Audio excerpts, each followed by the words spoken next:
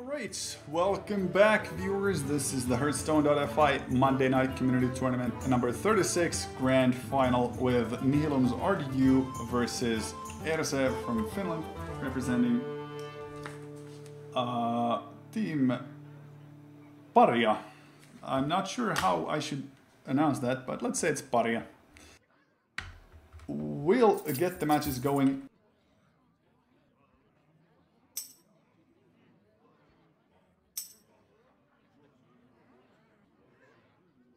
Sorry about that, Ville. I messaged you by accident. Was supposed to message Ersee. Yeah, no worries, no worries. But yeah, we have two players, RDU and Ersee. So RDU has his Shaman, what we haven't seen yet, because he did get that game 1 win against Tixity. So Shaman, Mage and Warrior against Ersee's Warlock, Druid and a Mage. And both players are currently high on the legendary rankings, both top 1000, Ersee even top 100. Of course, the big favorite for this matchup is RDU. He does have so much tournament experience, so many matches under his belt. So we're rooting for the underdog right now. Hopefully the Finnish player will be able to put up a fight against RDU's lineup. It will be Shaman, Mage, Warrior for RDU versus Druid, Mage, Warlock from Ersee. The players are still making a decision about which decks to pick, which classes to play, so that's understandable. The match has begun. We will join the board on Ersee's side, just like the previous match as well. Olodyn versus Jaina. And it'll be the Demon Hybrid Handlock versus the Tempo Mage from RDU. You asked for it. Your soul shall be mine. This is entirely dependent on the early game of the Mage. If the Mage is able to overwhelm the Handlock before the Handlock is able to present any sort of board presence, then it's going to be the Mage's game to take. But if the Handlock is allowed to play freely, not be pressured early on, he does have the way to respond to things like Flame Waker or the small threats that the Mage might throw on the board with his own 8/8s. So we're gonna wait and see which one of the players takes initiative, is able to try and wrest control of the early game board. Definitely the Drake is one of the cards that you want to hold on to, but those other two cards are the ones that you might mulligan. And we see them being mulliganed out, so Ersee agrees with me there. Job's done. I might not be 100% correct all the time, but sometimes, you know, you pick the right choices. Clockwork Gnome provides the best aggressive options right now. Would you say Job's done. that the Mana Wurm would have been even an option for turn 1, or was it all the way Clockwork Gnome? I actually think Mana Worm to coin Arcane Intellect out in turn 2 gives you the decent start, but of course you can go just for Mana Worm coining out the Clockwork or something like that. I think that it's the best damage-wise play. Job's done. Yep. As previously stated, the higher the damage early on, the better the situation for the Mage. And the Mana Wurm combination with the Arcane Intellect does give you a nice 2/3 on the on the board, but you could also coin out the Water Elemental if you wanted. Yes, So, that's true. Oh, Mad Scientist as well as a top deck. Well, either the Arcane or the Mad Scientist. With the Mad Scientist, you would get a potential of 8 damage on the following turn from just the board alone. And I do respect that. That's a fairly high amount of cards you can hold on to. And if this Sorcerer's Apprentice is allowed to stay on the board for longer, and they would happen to have double Frostbolt Fireball in their hand, at 4 mana and a coin, you could play 6 plus 6. That would be 12 damage from the hand, plus whatever is on the board. And that would be lethal against Ersee. So the situation is that he's already facing a possible lethal amount of damage. So he might be forced to play the Hellfire first. The Hellfire would clear the board completely, it would mean the situation would be a lot in favor of him because of the fact that none of these minions would be a threat anymore, and the damage output of the mage would be significantly lowered. You would slow your own play a little bit, but if you play anything other than the Hellfire right now, it's a really greedy setup in my opinion. Because mage is not gonna bother with your 8/8. The mage is just gonna ignore it completely, go for face. I have some slight problems that I can only see one play and then it freezes. But yeah, it seems, well, the early pressure is definitely over there, and I think the Hellfire was the only play you want to go on this. But yeah, doesn't look that good. At least on my board, because I can't see anything moving. You can try and I will restart my spectating. But now we can see that RDU's hand doesn't have the amount of damage required for the lethal. It was a theoretical situation, so the greedy play might end up paying off for Ersee right now. If RDU would go for the full-on face damage, then he would push Ersee to a situation where the Molten Giant would cost nothing, and you would be able to establish a really, really big fort. He's still going for it. The early game aggression is the card that he's decided to play on, so why not fully commit to it, see if it pays off. If you top deck into a fireball from your Arcane Intellect even, you win the game. That's straight up all it takes. We're gonna see Molten Giant, Defender of Fargus, nothing else. I don't think anything else is really even an option. That's 16 hit points on the board. Oh, well, Hellfire. Job's done. Hellfire. Why this way along? With the Molten Giant on the board. Yeah. I think that he would have wanted to hold on to the Molten Giant, so you could have had an 8/8 instead of an 8/5. Yeah. So, Arcane Missiles, nope. You go for the ping, you ping the face, you force it so that he's at 1. So there's a really, really low chance that he will kill the opposing player right now, but nope. At 1. He needs a heal. He needs a reset somehow, and he doesn't have neither right now. So life tap for the Honorable Subaru. The only respectable way to go out. Early game pressure from the mage does it. It is a fairly quick game on turn 6. Win goes to RDU from Team Nihilum. Congratulations for him. He still has got his Shaman, which is completely in the dark for us, and his Patron Warrior against Ersee's lineup of Druid, Mage, and Warlock. So you're expecting to see the Patron, I believe. Because he wants to leave the Shaman as the last deck, because the fact that the Shaman is probably the weakest, you want as many possibilities for it to win as possible. So the Patron is gonna allow you to maybe get into a situation where there's gonna be a third or 3 options for you to go ahead and win the game with the Shaman. So if Ersee is expecting the Patron Warrior, do you think he'd go with something like the Mage? Freeze Mage? Because that would be an okay pick for it. You asked for it. The Warlock might be also pretty good, but the Handlock versus Patron is prone for that Frothing Berserker combo. It's a Mech Shaman. Looky here. This Nice. ultra aggressive Mech Shaman is going to be played against Freeze Mage. Not nice. I like the deck, but against Freeze Mage, it just tears it apart so hard. Yup.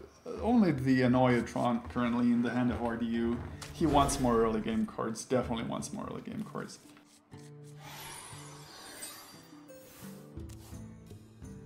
And not getting any.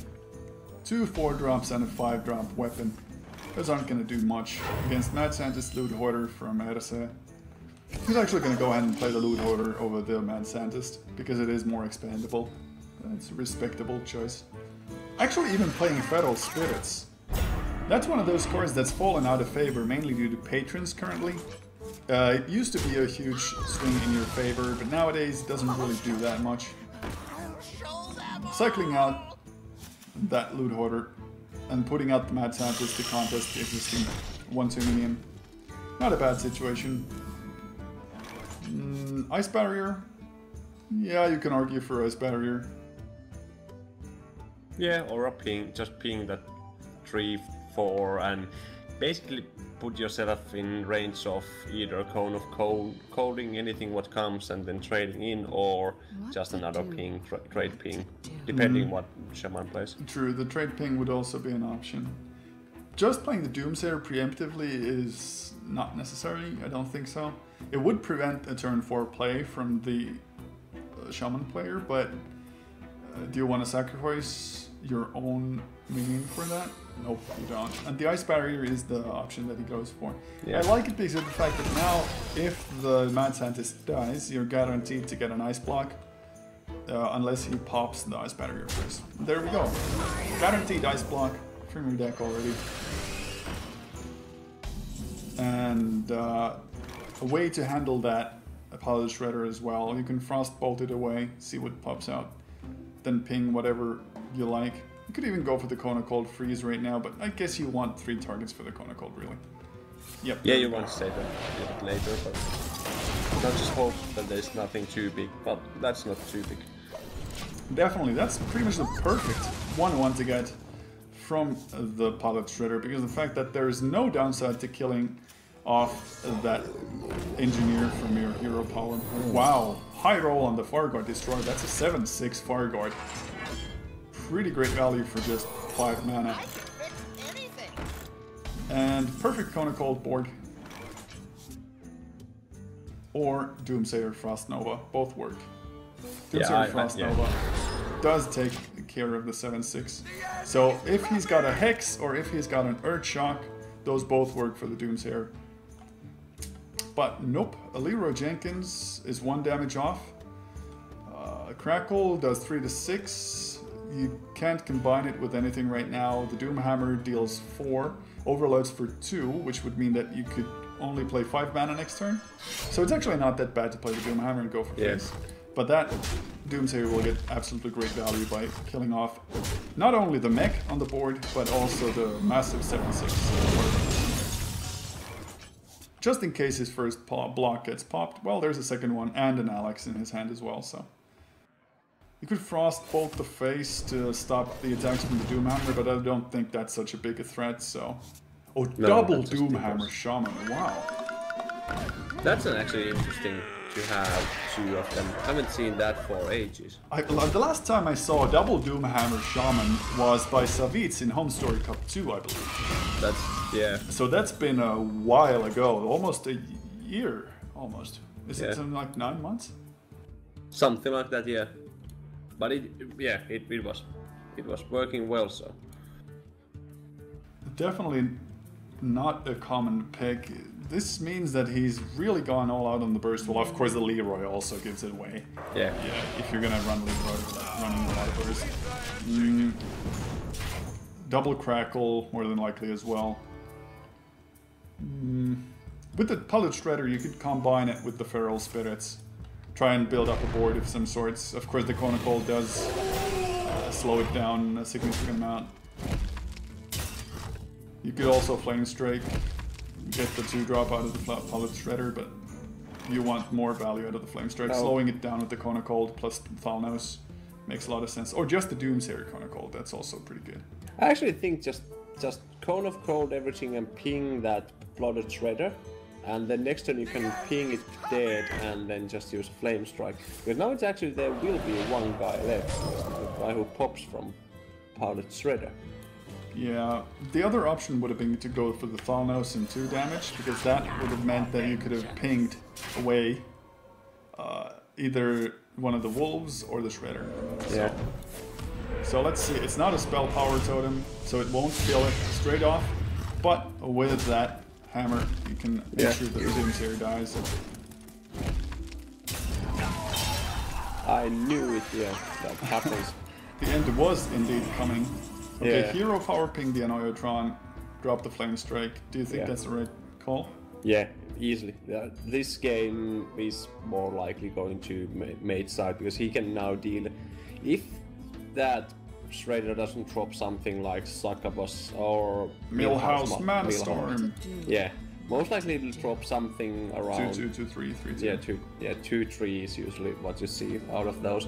So that will be easily handled by mage, and you need to have some gas coming in. And only bad thing in this kind of shaman strategies is, well, 0-4 is That's actually great. that's actually really good. Wow, power mace without any mechs. It does stop you from using any of your spells though. The Lore Warrior Joe gives your opponent spells and you don't want to do that. Yeah, there's one problem. You can't draw cards with that kind of shaman deck, but now mage can't draw either, so... Offensive Alex draws are gonna get used right now because it's pretty much the only option that doesn't give your opponent a comeback mechanism, because the Ice Barrier, Ice Block and Arcane Intellect would be humongously useful for the Shaman player right now. That's so close to lethal. It's 10 damage from your hand, but that's not quite enough. Yeah. Just not even playing the Doom Hammer right away. Why would you hold on to it? Surprise. If you lose this, if there is a burst to kill you, you don't want to show your second Doom Hammer. Because these, these decks doesn't play too. This is RDU's own. You want to keep the secret right there still alive, that he doesn't expect the second Doom Hammer. Because, like, even if you, well, you get now second turn, you need something like I don't know, something else. You need a crackle and roll 6, and then you play.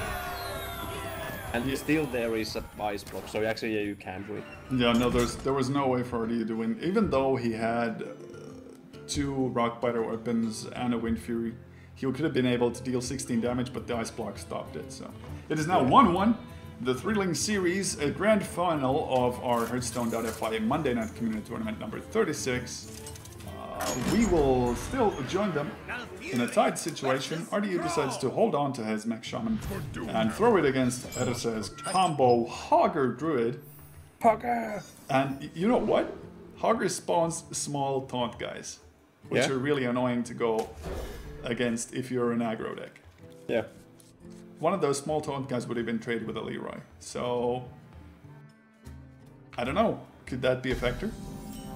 Yeah, I think just tossing Hogger out here is a good call, but you can get it like when you are getting close that you are getting close that top deck mode or late mid game where you are just tossing your smallish guys over there. Then Hogger is just absolute. Just hero powering, no targets. The first 3 turns will be very straightforward for Ersee unless they get a target for that Wrath. And of course the Whirling Zapomatic is one of those I have to kill it right away cards. Yeah. So there's not even an option. No bug for us, hooray! One druid card that actually works the way it's supposed to. Yeah, but there's another one but doesn't. It's in the hand already.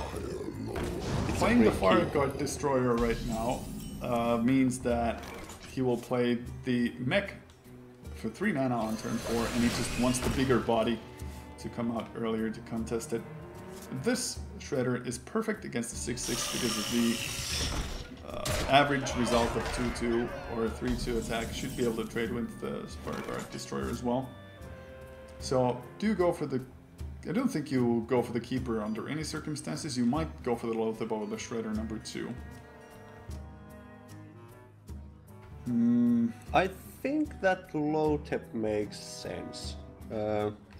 If you play the Loatheb, then you trade into the Spider Tank. Yeah, of course. But you still take quite a much damage what you don't want to take against this kind of lineup. So the Keeper like denies some damage, but it's still really clunky and awkward. But you get the body, and like how much silence targets you have in Shaman deck?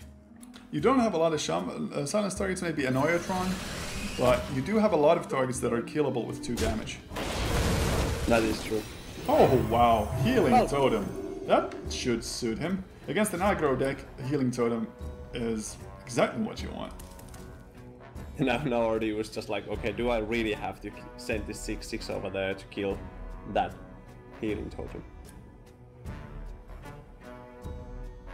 But still, like, the Shaman can just develop the board to basically suit what his needs. So he just puts stuff over there. It's so big that he can burst him down in 1 or 2 turns. So creating out over here the Vitality Totem wouldn't be bad because that keeps healing 4. Yep, if you attack the face for 6, it's actually just attacking for 2. Yeah. So removing the totem would attack for 3. So it's sort of, if you do the math, it's better to remove the totem. Also, the totem is a body that the druid player can use, and that's always a situation that you want to avoid. So either Druid of the Claw as a taunt, Emperor Thaurissan right now has value, which would be pretty great because you're holding onto the combo and the Druid of the Claw and a Keeper, so it would be massive, it would be absolutely awesome. Or just the Loatheb as a counter Loatheb for his 5/5 so he can't trade into the Emperor so easily. But like Thaurissan is awesome, but now is it too greedy? No, I don't think so. Thaurissan in this matchup is expendable anyway. You just want him to do his thing onto your combo cards. So you're actually trying to outpace the Shaman player somewhat. You're trying to force the aggro player to do trades into your minions, so you can force him into a situation where you're threatening lethal and he has to defend against you. And now funny thing is, if RDU still refuses to trade and goes for the face, this game is over. Indeed, that's lethal damage right there. Even with the Annoyotron, if it's silenced from the Keeper of the Grove, that leaves 4 mana up. Is that enough with the Savage Roar? Right. If he plays Annoyotron plus Pilot Shredder this turn, he might prevent lethal. The Savage Roar gives 2 to the Vital Totem and to the Hero Power. So you could get... Oh yeah, it's actually just... You could remove the Annoyotron with that, so that would be 4 from there. You could get 14 from the Force of... 12 from the Force of Nature, 12, 22... 25. It would still be lethal, yes. Yeah. Even with the Annoyotron, it's lethal. So there we have it. Turn 6, and that... Whoa, that means that it might not be lethal. Yeah. Since he's taking out the 0/3. Okay, yeah. So... If one of those 4/2s goes into the 1/2 and the hero power attacks into it as well, that's 6 out of the combo. 8 plus 6 is 14 plus 7, 21. So now you're 4 short. I think now you just want to maybe put your like big taunt up, just trade that Annoyotron away, maybe silence or kill. But yeah, it's... I don't really see him doing anything other than silencing the 1/2. Yeah. Okay, no bug. Double time, 2 times no bug. That's very good. So now you go either Loatheb or... You go Loatheb. You go Loatheb because the Druid of the Claw can charge later on. Yeah. And you deny the spells that they might have for lethal. Now the trades are gonna be interesting. Value from the 4/3 to the 1/2, and then, yeah, you want to go for the aggressive face play to threaten lethal. So there's a possibility of 12 plus 3 if this Loatheb was not played, and high rolls from Crackle would have been 15, that would have been easy lethal. But now that's 11, 15, he would need 6. So a high roll from the Crackle means he wins the game. Doomhammer by itself is 4, and that's not enough because the Rockbiter weapon costs 6. So without that Loatheb play, it would have been RDU's game to win. And in the other side, there's sure lethal in the hand. Yeah, definitely. Force of Nature, Savage Roar, Druid of the Claw being played all at the same time on turn 8 is... There's no way for RDU to get out of this. If he wanted to try and win this game, he could use all of his damage on the board, which would have been 11, 15 to the face, plus try and roll 6 on the Crackle, so 1 in 4 shot to win the game. There's little time. Sometimes you have to take the risk. Yeah, I think if you have a chance for lethal and there is a high chance that there is lethal coming into your way, you want to take that roll. Yeah, because I think Ersee has signaled fairly obviously that he's holding onto the combo. Yeah. He's went for the aggressive plays, so We're just gonna see the Druid Claw being charged. Force Nature, Savage Roar, GG. 2-1 in favor of the Finnish player. We might have an upset here. We might have RDU beaten by our very own Ersee. Well, interesting matchup will be there is a third deck.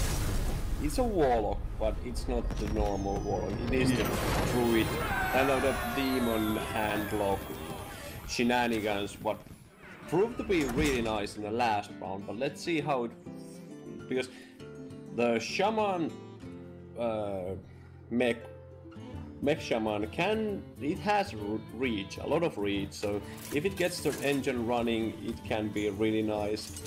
The Patron Warrior against Demon Zoo, I can't Demon be, Handlock. a Demon Handlock, I can't be, that I can't say which one will be, like, better on paper. Yeah, better. Because are you sticking with this Shaman? I respect this. You want to get one win with all of your decks. If you're committed to going with the aggro cards, then yeah, you want to get that win out of the way, despite what the opposing player might throw in your face.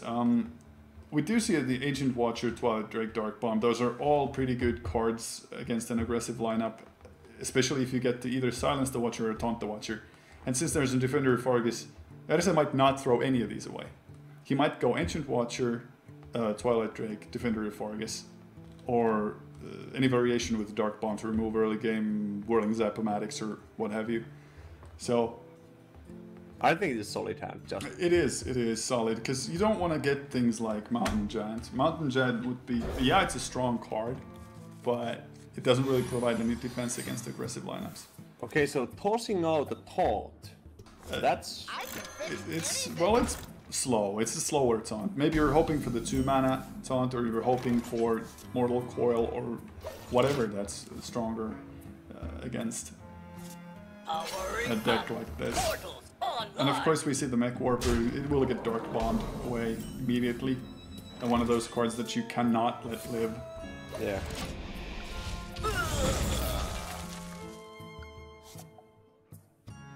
Well, that's not bad. Power Maze 2 next round. Pilot Shredder. It become immensely huge, and then you have to deal with it somehow. And if you don't have a taunt up, well, it keeps cruising. Double Twilight Drakes. Unfortunately, will not be able to kill off the 6/5 Pilot Shredder. So he's gonna buff the Cogmaster, use the Power Mace. That's 6 to the face, put to 17. With 6 on the board, the 3/2 will get killed off. Oh, actually taking out that Twilight Drake before. Yeah, I think it's safer just to take it out. Now there's 0 chance to actually beat Drakes. Well, yeah. Yeah, the Mortal Coil Twilight Drake attack would have killed the 6/5, so it is respectable. There is still chance to Owl and another Dark Bomb, but yeah. If he plays the Twilight Drake, it'll only have 6 hit points. So it will actually be tradable with that Pilot Shredder. But I guess he doesn't really care that it's killable by the Shredder because of the Mortal Coil in his hand. He just wants something to contest the big body from the Shaman side of the board. And it's also a mech, so pretty much a nightmare situation. Oh wow, Healing Totem. Healing Totem is exactly what he needed to counter But if Mortal Coil. that would roll Taunt Totem, he would actually go to the face and play Spider Tank. So there was several options, like if it rolls this or this. Yeah. If it rolls for spell power, you can use Lava Burst to just kill the Drake out and still go to the face. So lots of options. Almost all of those hero power totems were useful. Only the 1/1 would have been useless. yeah. Being forced to play down an antique heal bot at this stage doesn't feel very good, but at least it contests the 2/3 somewhat. The second Power Mace is going to ruin Ersee's day though. Basically able to clear the board completely and still be left with 10 damage on the board, plus 3 from the weapon. Plus 5 in a hand, so Yeah. doesn't look good. He would need a Hellfire desperately right now. A Hellfire would be great. No, Shadow Flame Ancient Watcher also works, yeah. I missed the Shadow Flame last turn. Any sort of AoE really does play into the situation very well. Both mechs down, go face. Yeah. Or just hold on to the weapon, actually. You don't need to use the attack from it yet. Yeah, Unless you wait for the Doom Hammer to be from. Yeah, I get it. He attacks the face because of Doom Hammer.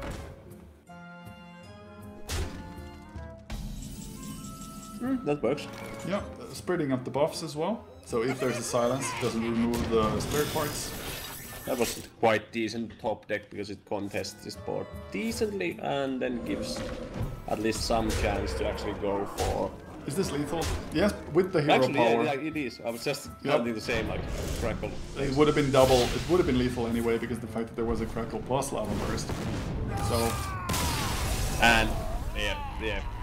For once the Mech Shaman got the draws it needed. So Warrior against Druid, the final countdown. Warrior against Warlock. Warlock, yeah. Yeah. So Patron Warrior against Demon Hybrid. This was the one that we couldn't call before. If you guys in the chat know which one of those decks is favored earlier on, we want to know. Write us in the Twitch chat to let us know whether or not the Patron or the Demon Handlock is favored. Of course, right now, my gut says that the Patron is the best deck in the game, so the Patron is slightly favored. But I could always be wrong. I actually think Warlock, now when I'm thinking about the roster, like what kind of creatures it plays, it has, I think, 2 targets to Patron to actually go for multiplying itself. So that's nice, but then there is the question of how you are going to deal with those frothing berserkers because they have 4 health. So if he draws those frothing berserkers and gets those that turns are down, I think then it's Warriors game, but I think this is quite close to like coin flip. Okay. We've heard both versions of the casters. Let's see how it plays out. Double Twilight Drake is of course a very, very solid start for the handlock. And a Taurison as well if the game does end up going long enough for him to be relevant, not reverent. The time zones is starting to get to me. Well, a Reverend Taurison, that would actually be pretty good as well. That's actually quite cool. Yeah, a man of the cloth, as he is. Just tapping, nothing really happening. Acolyte of Pain could be played from RD's side, but you kind of want to draw more than 1 card out of it. But you're holding on to double Acolyte, so why not pop 1 down already?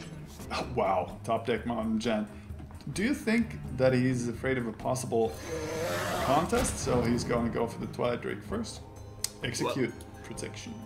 Yeah, I think you never, if you have an option to play Twilight or Mountain Giant, you always play Twilight against first. The Warrior. Against the Warrior.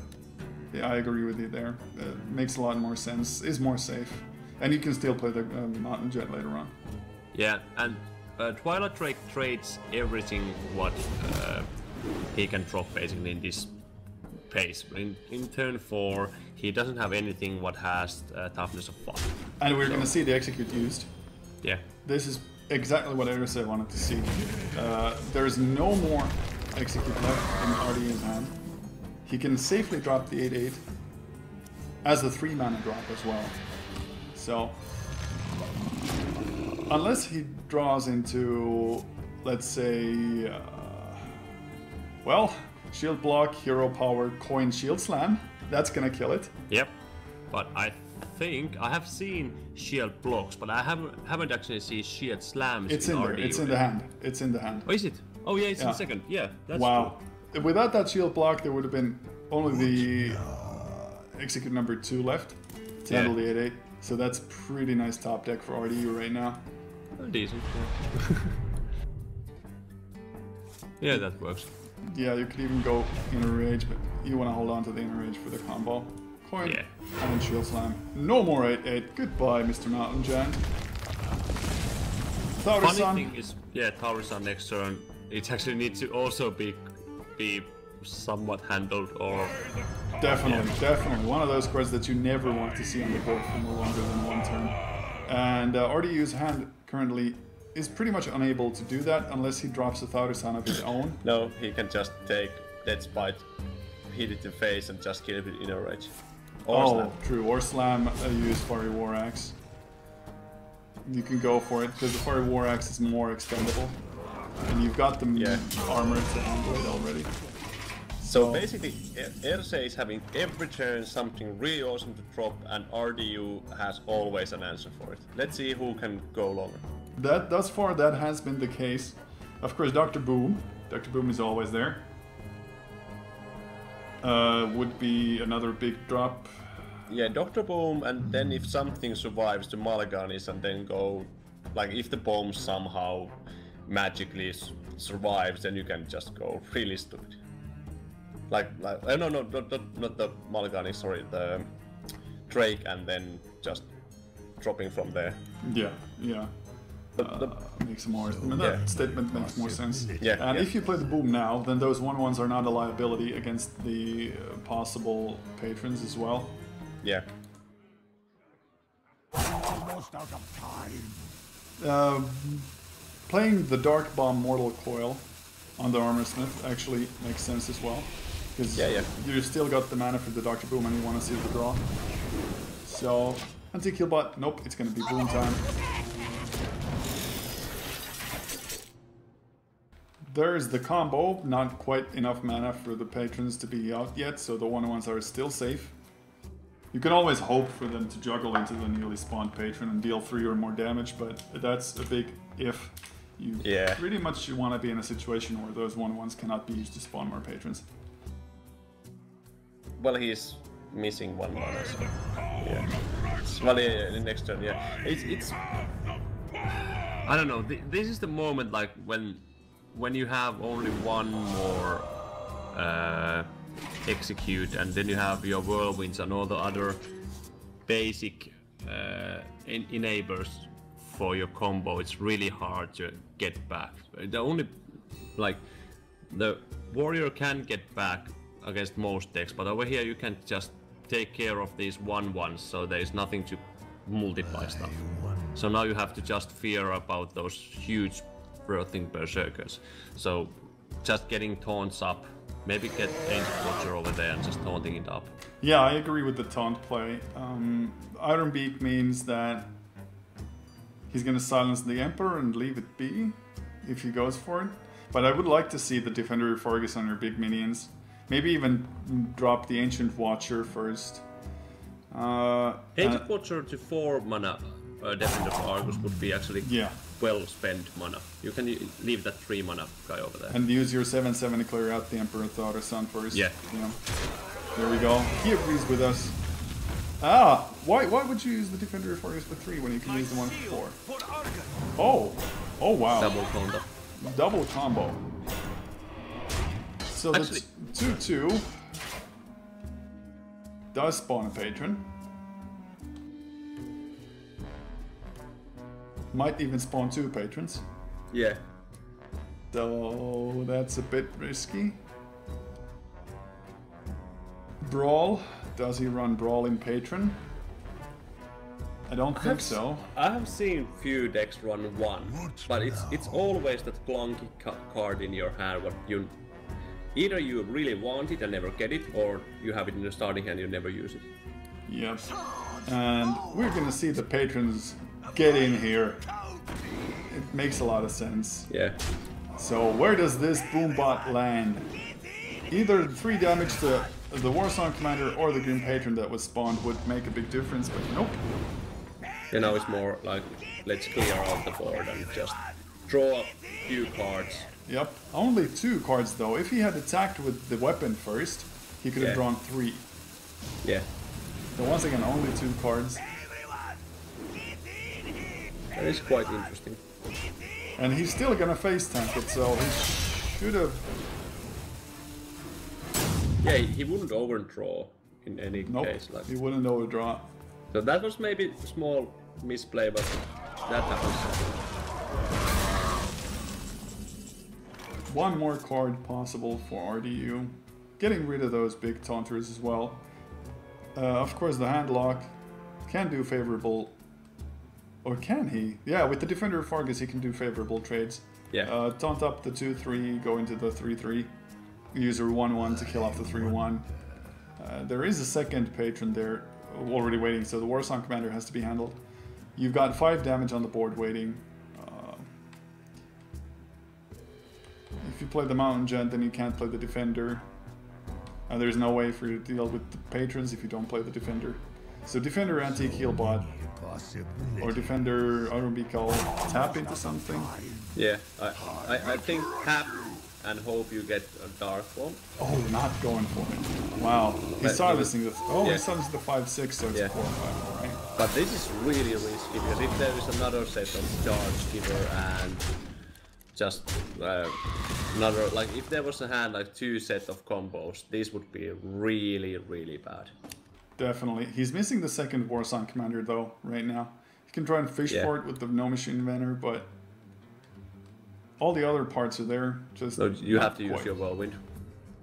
Yeah, definitely you need to use a Whirlwind for this board. And the Echo of the Pain gives you that one more extra card. Do you put like your Armor Smith over there also? You would have 4 mana. Yeah, well, there's the Warsong Commander. You could get 2 more hit points with that Warsong, or with that Armor Smith, but what would you gain out of 6 versus 4 mana? Well, No Machine Inventor, Hero Power. Dead Spite can be played out, definitely. But you could still play the Dead Spite with the Armor Smith.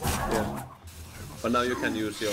Well, basically, it's just the one body over there, and you would have the same amount of armor. So maybe... I don't know. Yeah, you could have the 1/3 on the board. You would have the same amount of armor. Jiraxis, that's not gonna get played yet. Because you want to get your Molten Giant out. Okay, so if you play any minions right now and you don't trade your 4/1, you might be facing lethal from the Frothing combo. Since there's 3 existing minions on the board. Frothing combo with 2 activators, one being from your Death Spite and the second being from any card from your hand, would be 4 times 2, 8, 8 plus 2, 10, 14. Well, that's nice. A possible combo of something like 22 damage? Yeah. Now there is the execute for the 9/8, and he can attack down that 4/4. But the question is, that's not enough. So if now you would have that 1/3 body over there, I think that would be quite close to lethal at least. If you go Warsong, Frothing, Dread Corsair, Execute, Attack, would you have... Oh yeah, Unstable Ghoul could be used as another AoE. Oh yeah, he top deck activator. Actually, I think that's lethal. Is it 28 though? It's very close. It's with that Unstable Ghoul activation would be 5. That's really hard to come by. It's 5/10. 5, 10, 14 plus 2, 16 plus 3 from the Corsair, 19. Yeah, it's not. I think it's 22. It's the maximum he can reach in one round. If he would play that armor with before, he would get to 25 maximum. So yeah. Still no Void Callers from the deck. Oh, that's nice. You can Dark Bomb either the 1/3 or the 2/3. I would think the Armor Smith is higher priority. Trade the 2/2 into the 3/2. Well, that works also. He needs 4 more damage. So slam. Nope, Dead Spite does it. But he'll have to take 9 damage to the face for it. Yeah, and that's you can't take even if you armor up. That's 20. So you go to 11, and you have 1 card left in deck. So you have basically 2 turns time to combo him out. But you're forced to do this anyway. Yeah. You need to do this. So it's your only option, and it's not that bad because you're still at 13, and even with the demons, the possible burst damage with the Doom Guards and the Dark Bombs is something like 8. simply because of the fact that you can't play double Doomguard with 5 cards. Why he didn't play a Frothing Berserker on the table? Why did he play this? Because the Frothing Berserkers can still be comboed even with just 1 card. Oh yeah, you can play just the 3 of them on the table. And then, yeah, that's true. I was thinking if he goes for Grim Patron, then Warzone Commander and Frothing Berserker from like drops Frothing Berserker, then plays next turn Commander, Patron, and charges up the Unstable Coup and puts it over there, so he gets more Grim Patrons and get more procs. But Frothing Berserkers will go double up, so I think it's more damage. So it's the one card that's missing from RDU is it a second Inner Rage? Or I don't think he's running any of those Cruel Taskmasters. So it could be. Have we seen double Whirlwind already? Almost out of time. I'm not sure. Actually, I think we haven't seen. I think we have seen only one. So it's either a second Whirlwind or a second Inner Rage.